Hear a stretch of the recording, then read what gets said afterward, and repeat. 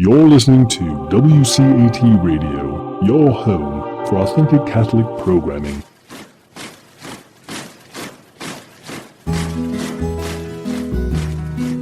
Welcome to the Catholic Mama, where you'll learn how to deepen and defend your faith, find comfort as we share the vocation of parenthood, and learn how to raise your children confidently Catholic. I'm your host, Christine Mooney-Flynn. Let's get started.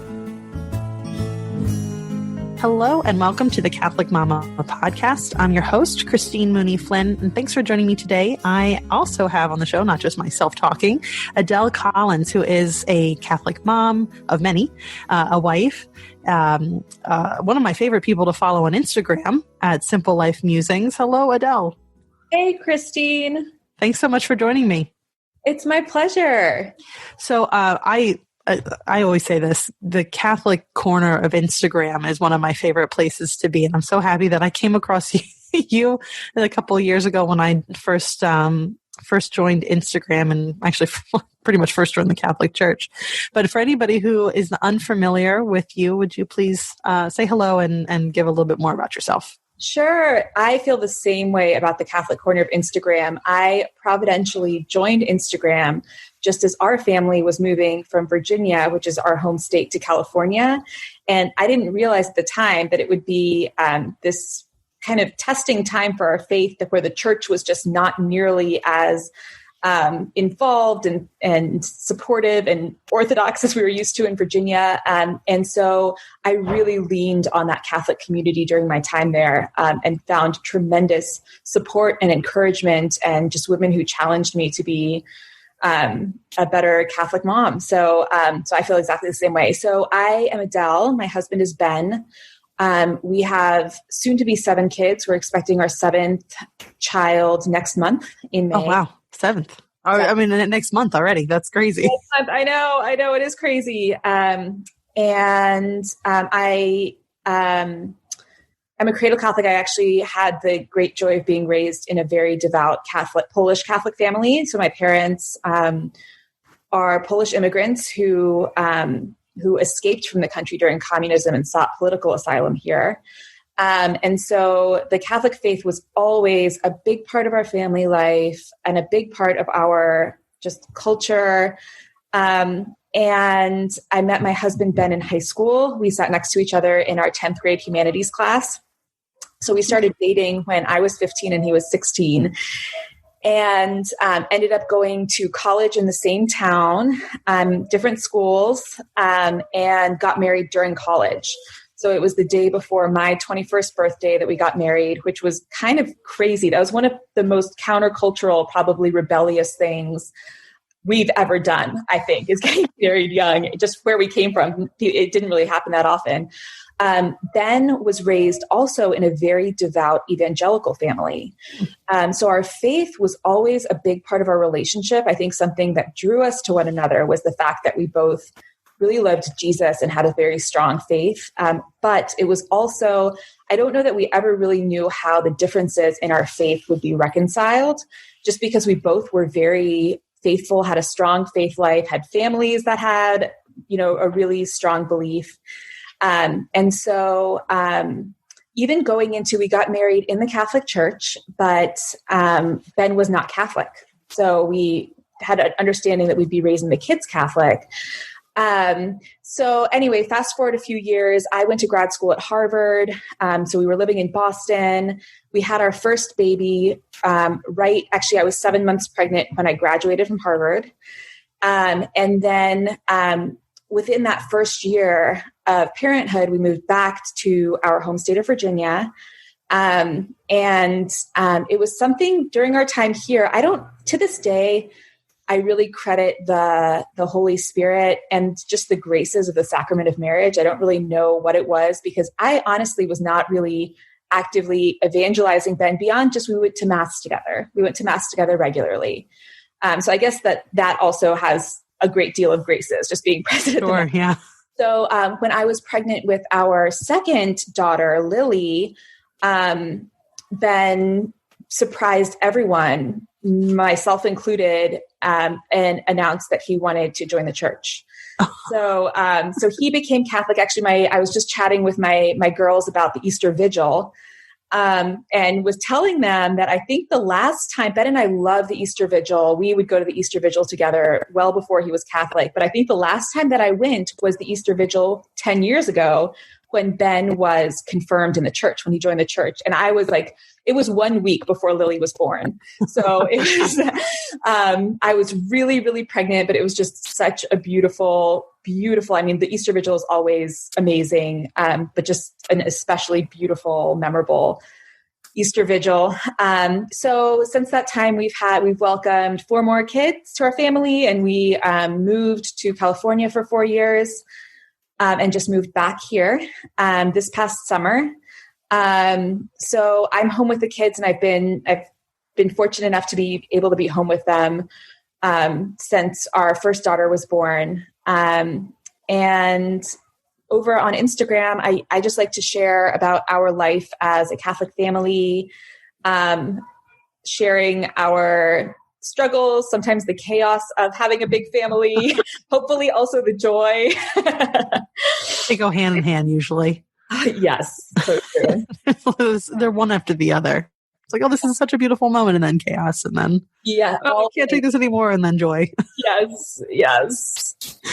My daughter the other day dressed up. She came downstairs and she was like this bad ninja type character, and then also had a Captain America mask on. I was like, that sums up small children right there. Like this really friendly superhero and this maniacal, evil, sinister creature. I was like, oh, okay, yeah. I'm really excited because the kids are putting on a passion play entirely on their own. So I am totally involved in it, but I have a feeling there will be some really weird characters in the passion play, just like that. Like, will there be a ninja in this passion play?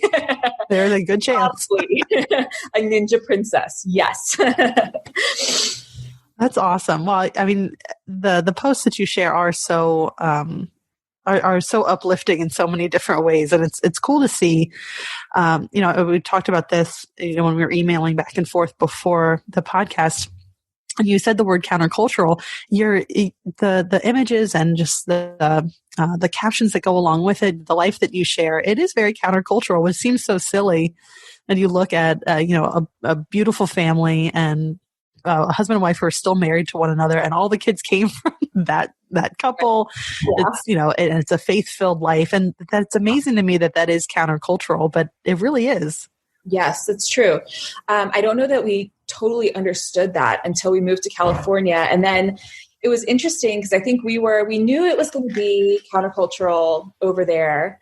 I think that we thought it was going to be very antagonized, that people were going to kind of like judge us and distance themselves from us based on the fact that we were kind of an old school Catholic family. But the thing that was interesting was that in California, there's just so many different countercultural things going on that people kind of shrugged and were like, okay, like that's your thing, like there's up the street that way, there's like this unconventional family, up the street that way, so there's this other unconventional family, and here you are, just this old school Catholic family. Okay, like that's, you do you, Yeah.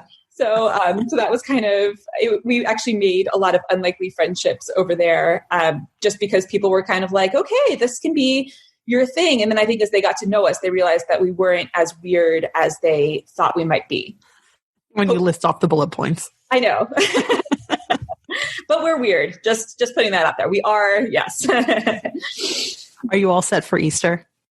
As set as you can be this year? It feels like such a weird Easter. It has been such a weird Lent. It has been totally unlike what I planned for Lent to be like.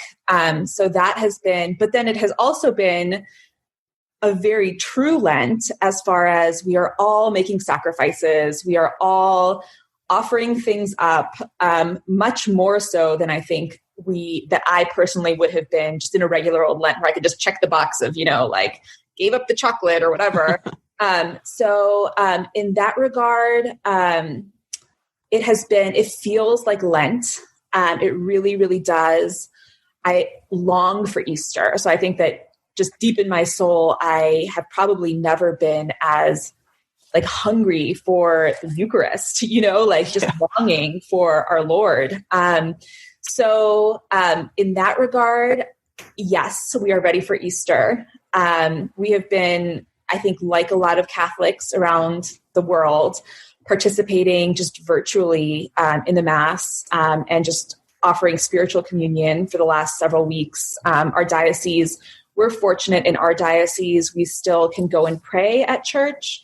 We still have adoration. We actually have a lot more hours of adoration and a lot more hours of the sacrament of confession. Oh, wow. So that has been great. And like when they're able to, the priests will do it outside. If not, they have like social distancing measures in the church. Only 10 people are allowed in the church at a time. Right. So I feel fortunate because I know that even our neighboring diocese has literally locked the churches. So that I think would be, to feel so separated would feel really, really difficult. But here, I just feel that longing. So I'm curious to see. So as far as the preparations, like we've got our chocolate bunnies that we're going to hide, and we are going to participate in the Triduum to the fullest extent possible from home. That part it's strange not to be, because usually this is such an observant week for us that we are just in and out of church all week long.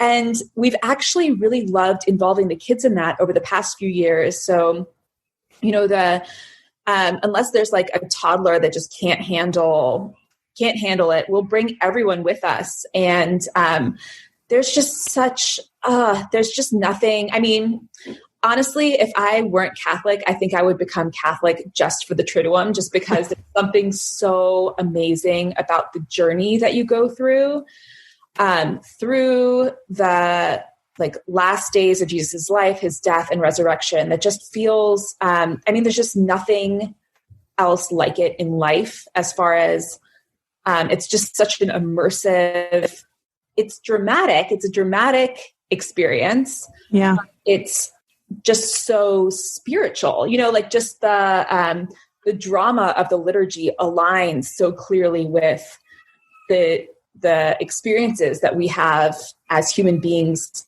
in our own lives, with suffering, loss, and redemption. And it just kind of gives you this whole new view on life to really, really participate in these 3 days and then come out on the other side. So I'm looking forward to participating as closely as we can. I know I'm going to miss being there too. Holy Thursday is probably one of my favorite liturgies of the whole year. So our church is going to be open for adoration throughout the night tonight. So I hope to go by with Ben at the very least, to go by and visit our Lord. How about you? Yeah, we've been doing a lot of the either dry mass or just following along with live stream masses for the past couple of weeks. I was so geared up emotionally and mentally to take all of my kids to Easter Vigil. I was like, we're going to do it this year. Because last year I went, we left the kids with a babysitter so that my husband and I could go. And when we were there, I saw a bunch. It's a beautiful church that was built in, I don't know, like 1780 or something like that. And they had a lot of families with babies, toddlers, and on up there. I was like, man, I should have brought my kids. Next year, I'm going to do it. And so this whole year, I'm like, I'm going to do it. I'm going to do it. We're going to do it. And now we're just going to be at home. You know what this was like the most in awe I have ever been of someone's parenting is we once saw a man come into the Easter Vigil with like 3 or 4 very small children. So maybe like 5, 3, 2, and a baby or something like that. And he had a pack and play like that he was also carrying in, and he set the pack and play up in the confessional booth. And over the course of the night, just like one by one, put his kids to bed in the pack and play over the course of the Easter Vigil. And Ben and I were like, wow, that guy, that is varsity level parenting right there. Amazing. I would have liked to see that. That's I guess those pack and plays are made for a reason. Just haul them anywhere. I like what you said. I mean, it is the coming today and then the next couple of days. I didn't realize what I was missing because I spent most of my life as either just a spiritual, not religious type of person, or and then eventually an atheist. And so I we celebrated Easter. Easter was always a big deal. Holidays were always a big deal in my family, but it was always the focus was on, the gifts or the food or, just being together, which is all well and good. But I didn't realize what I was missing out on until I went to my first Easter vigil, which is when I was baptized as well. Or just the whole Holy Week. Palm Sunday, shouting out with everybody else, crucify him. And I was crying. And it was just, it's just a very dramatic week. Yeah. And, it'll be interesting because we are holed up a little bit more intensely than we would have in usual Lents. I'm guessing. Yeah. From what I can tell, I've only been observing Lent for a couple of years. But I'm really I'm still excited about Easter. It's not an Easter that I would have had whether I was a believer or not. But I'm really looking forward to it. All of us will have Lents that occur in our life and Easters where we feel this just outpouring of grace. Like those things happen naturally in life. They don't always align perfectly with the liturgical seasons. So I think that is, a useful exercise for us as Catholics to say, Easter is here. It is this great, unparalleled celebration of redemption, resurrection. And yet in our day-to-day lives, there's probably still aspects of Lent that linger. And I think anybody who has, experienced a long-term sickness or cared for a loved one who is ill or had a really difficult season in parenting or experienced job loss or unemployment, like all of those things also don't necessarily rarely do they neatly line up with the liturgical season. So I think just being able to celebrate Easter fully and also carry those lessons that we've learned during Lent with us into the coming weeks. Who knows how many more weeks we're going to be kind of making these small sacrifices for our families and neighbors. So yeah. If you give up chocolate for Lent, you don't want to turn around and then just binge on it and go back to the way you might have been before. Each Lent should, bring us a little bit higher up on the ladder going to heaven. Yeah, so exactly. I'm curious to see what is on the other side of this, and hopefully that we don't all just revert back to the way we used to be, which may have not been caring as much about the people around us or our own relationship with God. Yeah. I was going to ask you, because with your little ones, you were just telling me before the show about visiting different churches. How have you guys been kind of living Lent in your homes together? I've been so inspired and curious to hear about how different families are kind of, because it really feels like the baton has been passed to us in a very substantial sort of way, as far as like, the formation of your family is up to you guys, Yeah. This whole thing has not affected us as much as it might have, which I'm very, very grateful for. My husband and I own a family business that's all virtual. It's just an online business. Okay. And I homeschool. So, the worst that's happened really, we can't go to church, which we usually go to daily mass 3 to 5, or we go to mass 3 to 5 times a week, depending. And we do a lot of catechesis at home anyway. So we have been doing the most actually, instead of going to mass just like 3 days a week, say on a slow week, we've been doing daily mass or either the readings as a family every day. And then the kids were very excited to, blow out the candles and smash their forks on the table last night and realize that the next 3 days are special. And I've also upped our prayer life. I've upped my prayer life considerably this whole time. I'm praying like all 20 mysteries of the Rosary every day. Beautiful. And I've been including the children with that, whether they like it or not. I've been trying to I have a 5-month-old, so I've been nursing her, and I'll do the Rosary whenever I have to nurse her. But if somebody comes in the room, then they're going to have to listen to these prayers too. So they've increased their prayer time as a whole, as a family, a lot. Anyway, so that's been cool to see. But we've spent a lot of time together and a lot of time praying and doing catechesis anyway. I think my husband and I were both converts, so we are hyper aware of, especially my husband's a revert, I should say. So, he didn't get great catechesis growing up. And as soon as somebody tried to explain evolution, or just a fifth grade teacher explained evolution or whatever, he's like, well, that doesn't jive with what I learned in Sunday school. And so he wound up eventually leaving the faith, and I never had it. And so we're hyper aware of how important it is to steep the whole house in this culture, and to give good catechesis. That is just our lives anyway. That is awesome. I love it. Well, it's as you know, it's a lot of work, but it's good work, and it's the most important work. Yes. Well said. So I just realized, and I wanted to come back to this. Your husband, he surprised you by becoming Catholic? He did. I had no idea. So, I mean, I obviously prayed for him for years, but I think I had this strong feeling that it was really important for me, if he was going to become Catholic, that it was a really authentic conversion of heart, and not that, like, Ben is just one of the nicest guys you'll ever meet. So I could see him, if I was like, please, please, please become Catholic for me, he would at least consider it. You know what I mean? He'd be like, and that did not feel like at all the reason that I wanted him to become Catholic. I wanted it to be an authentic, like, yearning of his soul. So, I never pressured him, never really mentioned the possibility. We had sort of found our routine where we went to Mass together. We participated in different Catholic activities together. Our prayer lives were separate. We did not really pray together in the early years of our marriage. And we did have some different, I think my counsel to people who are in ecumenical marriages would be that the Catholic understanding of family, and especially when you're talking about theology of the body, is just really unique. It's very different than the Protestant understanding of family.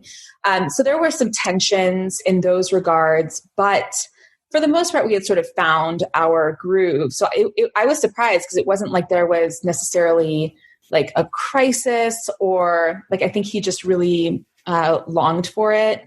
So anyway, it's kind of incredible to see the way that the Holy Spirit works. My family was surprised. His family was surprised. But it actually has been a tremendous gift for our marriage and our family to be able to fully share. I mean, just even the first time that we went up to receive the Eucharist together is just so amazing. Being able to share in that moment that is kind of the most intimate moment of sharing that we have in our lives, is when we are united in the Eucharist. To be able to share that with your spouse is really amazing. So now it's amazing, because he really, as you're a convert, so like, he has really taken on the project of like reading the early church fathers and like learning all the stuff, and will lead our family every morning in prayer and reading the gospel reading for the day. And so it's been beautiful to see him really blossom in his role as the spiritual father of our family. That's awesome. Yeah, I got to say, becoming Catholic was the best thing that could have happened. But that both of us became Catholic for our marriage. I agree 100%. When did you guys become Catholic? Was it before or after you were married? After. So we had our first child out of wedlock, and then got married in the airport in Philadelphia, and then again in California on a wine country trip with some friends. And then, but we wound up getting our marriage blessed in the church on Easter Monday 2 years ago. And we had 3 of our kids there. Wow. Amazing. That is an incredible story. Really, we talked about this. We're both, just the idea of marriage. I always knew that marriage was important, that you should stay together as best as you can. I mean, the marriage, the rate of divorce on my mom's side of the family is next to 0. Like, everybody's married. They're all, they were raised Catholic. I don't know. My parents aren't Catholic anymore. So they had this great idea of what marriage is. And so I knew it from seeing that, but I didn't really know the idea of a sacramental marriage. Like, I would have no idea that marriage was a sacrament. Yeah. it's changed, or covenant, it's just changed everything so much for the better. And it really elevates everything that, we do for each other and for the family. There's such deeper meaning to it rather than, oh, I guess I should do this, or I don't want to, but here we are, Mm-hmm. It just changed everything. It's been such a blessing. And it's cool that, I love about evangelicals. They're usually so passionate about their faith anyway, but to combine that with a Catholic understanding of everything is going to be pretty cool. Yeah, definitely. So you came from this, a more traditional faith-filled Catholic family. Even I was thinking about this when I was, looking at your profile in the past couple of days, thinking about our time together today. Even in pop culture, femininity is presented in a way that's still hypersexualized a lot of the times. But then a true femininity has nothing to do, well, not nothing to do, but it's not overtly sexual in any way. Do you always feel like a call to be feminine without being like that hypersexual version of it? Or was there kind of this growth period through it? So I should say that in our conversation, I have sort of omitted this chapter of my life, which I was raised in a really faithful Catholic family. And then I think, as a lot of people, when I went to college, became very secular. So really sort of drifted in this direction of, being governed by values, but really just not the Catholic Church's values, just kind of secular values. So be nice to people, tolerance, that's really what governs your life. And always felt a tie, even actually though there were probably maybe 2 or 3 years that I was not really practicing.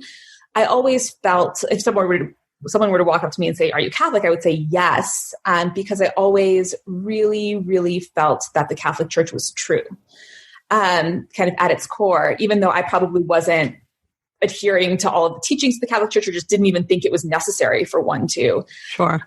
So in high school, I would definitely not say that I was very feminine. In fact, one of the central arguments between me and my mother was always, my mom is Polish, and Polish women, European women in general, are much more feminine, I would say, than American women, as far as, there's a sense of beauty being important. It can definitely err into that overly sexualized realm that you were talking about, but I think it often doesn't. It often is just this real attention to beauty, this sort of core of femininity, which is about motherhood and, self-giving. And so my mom I was kind of in this like extreme stage in high school, this very modest stage. And I really thought that meant like dressing like a pilgrim, basically, like just like sackcloth dresses, no makeup. I mean, really like desert wanderer or something like that. And my mom was like, "Adele, why don't you just try to be a little bit feminine? There's something really beautiful and natural about femininity." And it took years for me to come around to that. And I actually don't think it was until the birth of my first child, our daughter Zosha. There's something about the experience of pregnancy, childbirth, and then being a mother that it kind of puts the most essential parts of femininity into a capsule, that all of those things that you're nurturing life, you're giving of yourself. It's this really beautiful experience. And coming out the other end of it, I think, was the first time that I felt really drawn towards an authentic femininity. So I do think about it a lot and talk to friends about it a lot, because now we have 5 daughters. So raising 5 daughters, I'm always wondering, as you said, our culture has this it has a false femininity that it upholds, that it says, femininity is being an object for somebody's use. It's being overly sexualized. It's being objectified. It's all of these things. I think one of the gifts that we have in the Catholic Church is that we have this very, very true model of femininity in Our Lady. and also in so many saints. So I think that that's what, I forget what I was reading to my kids the other day. I think it was just the story of a saint. I don't even remember who it was, but it was basically during times that women in society at large really had no value, zero value at all, that the church, we have this incredible history of consecrated women who were writers, they were teachers, they were doctors of the church, so just having that like real sense of dignity and value is something that is so uniquely Catholic to me, that sense that as a woman, I am fully valued for who I am, not despite the fact that I'm a woman, but because I'm a woman. So I'm sure you've probably, like me, I love St. John Paul, the great Pope John Paul II's letter to women. And have read that with friends and, read it to my daughters. And I feel like he really speaks to the heart of what it means to be a woman. Whether you're a mother, whether you're a consecrated woman, religious, whether you are working in the world, whatever, that we have unique gifts that the world needs and that the church needs for us to share. Yeah, that's all very well said. I mean, I know from, years of not believing in anything but myself or society, and having a very secular view of femininity, or a false femininity, as you mentioned. I thought that whatever the church had was not for me, thinking that it was backwards or anti-woman or whatever. But since coming into the church, I mean, it feels like a bunch of muscles that had been cramped up for so long just finally relaxed. And you can just be who God created you to be, following, the Catholic model for womanhood. Right. Which is the way that God created us, I think, is what works so beautifully, is that the Catholic model for womanhood is the model that fully embraces who God created us to be. So there's not this sense that you are a woman, but there's parts of your personhood that need to be stifled or pushed to the side or sterilized or whatever it is. I mean, there's just so many really confusing messages coming at young women. And I think that was part of the reason that the becoming a mother was what really led to this. It was kind of like the beginning of my reversion, I would say, was that those natural experiences draw you in more deeply to the faith, because the more deeply you are embodied in who you are, the more clearly the teachings of the church will speak to you, because they really speak to our condition as human beings in a fallen world. Right. I'm just so grateful that we have the saints, or these letters, even just think theology, the body, whatever it is, just that really, there's no reason why anybody looking into the church, as long as they actually look a little bit below the surface, I mean, they're going to find how much the Catholic Church embraces both men and women. And it's not that women are some kind of second class something or other. I do try to speak frequently about it, because I think there's still this kind of misconception of people thinking that that's not true, who don't really know about the teachings of the church. Right. And even obviously half of our family is not Catholic. So even just talking to people and sharing these stories about saints who in their time were, just the freedom that they experienced as Catholic women in a time. And it was in an unconventional way. It's not like they were power grabbing and becoming prime ministers or something. Not that there's anything wrong with being a female prime minister, but that's not the saints show us this really beautifully feminine. Just so many stories that there were saints who were loving and advising popes into a greater Orthodox understanding of the faith, just things. There's just so many incredible, mind-blowing stories, which I think harken back to the person of Jesus Christ, who really saw and loved the people, the men, the women around him. for their authentic selves. Yeah. I'm not a big person on princesses, like Disney princesses. I was a pretty big tomboy when I was a kid. And my daughters so far have been pretty big tomboys as well, until I gave birth in October. And that I think my oldest daughter, who's only 4, felt like she needed to redefine herself or something. So she started getting into like very pretty things, and I didn't know what to do. But she started acting. I don't know where she got the idea that princesses, because we don't watch anything, so I don't really know. But she's like, well, princesses need to be waited on and they need servants. And I was like, whoa. But it was so helpful. I mean, one, talking about how, princesses in this world are supposed to be using Jesus Christ as their, ultimate guide. And then also just using the saints. It happened to be, I think, St. Elizabeth of Hungary's feast day around the time that all this was going on. And I was like, oh, she's a princess. Look what she did. She served others before herself. And ever since then, I mean, it's been months now, and my daughter will do something. She's like, serving others before I serve myself. That's what princesses do. Like, thank you. It worked the saints. Thank you. That's awesome. Well, thank you so much for coming on and talking a little bit about all this great stuff about, your reconversion and really embracing your faith and your femininity. For anybody who wants to follow along, if they aren't already, where can they find you online?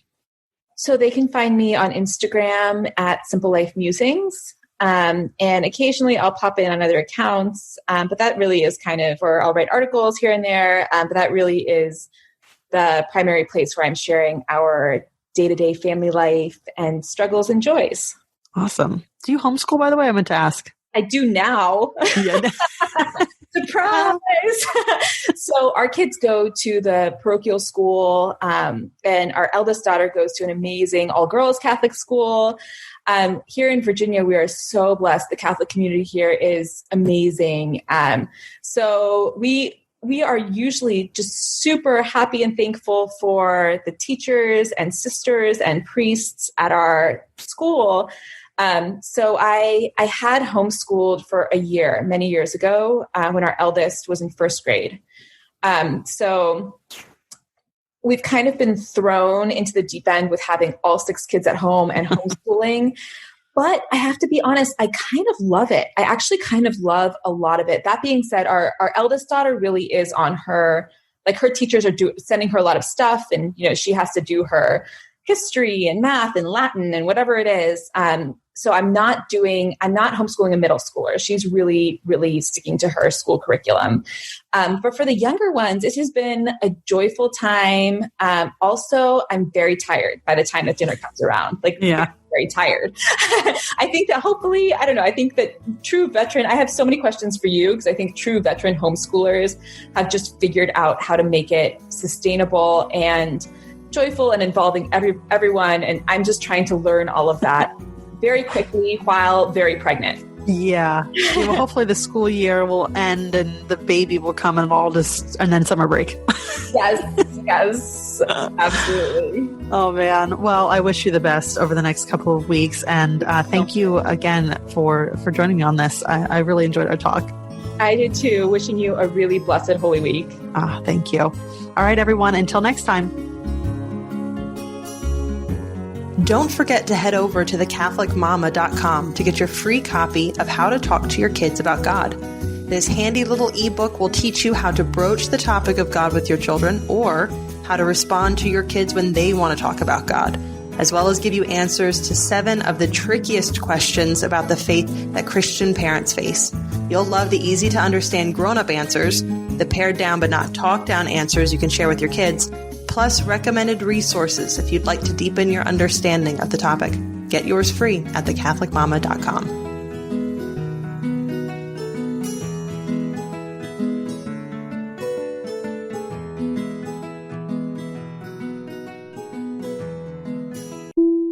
Hello, God's beloved. I'm Annabelle Mosley, author, professor of theology, and host of Then Sings My Soul and Destination Sainthood on WCAT Radio. I invite you to listen in and find inspiration along this sacred journey we're traveling together to make our lives a masterpiece and, with God's grace, become saints. Join me, Annabelle Mosley, for Then Sings My Soul and Destination Sainthood on WCAT Radio. God bless you. Remember, you're never alone. God is always with you.